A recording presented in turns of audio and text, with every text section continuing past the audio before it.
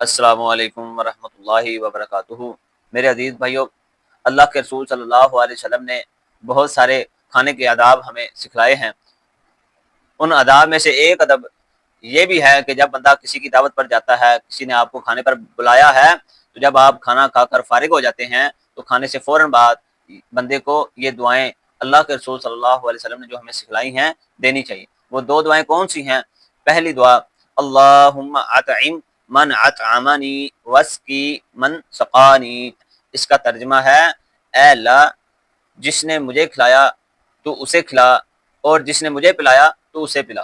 اور دوسری دعا اللہ کے رسول صلی اللہ علیہ وسلم نے ہمیں سکھلائی ہے، اللہم بارک لہم فیما رزقتہم واغفر لہم وارحمہم۔ یہ دعا اللہ کے رسول صلی اللہ علیہ وسلم نے ہمیں سکھلائی ہے۔ اس کا ترجمہ کیا ہے؟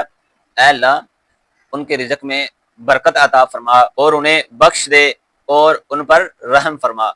یہ دو دعائیں اللہ کے رسول صلی اللہ علیہ وسلم نے ہمیں سکھلائی ہیں۔ تو جب بھی ہم کسی بھائی کے پاس، کسی رشتہ دار کے پاس، کسی ولیمے میں جائیں تو ولیمے سے فارغ ہو کر، کھانے سے فارغ ہو کر ہمیں یہ دو دعائیں اس بندے کو دینی چاہیے جس نے ہمیں دعوت پر بلایا ہے، جس نے ہمیں دعوت دی ہے۔ اللہ تعالیٰ سے دعا ہے اللہ تعالیٰ ہمیں دین اسلام کو سمجھ کر اس پر عمل کرنے کی توفیق عطا فرمائے۔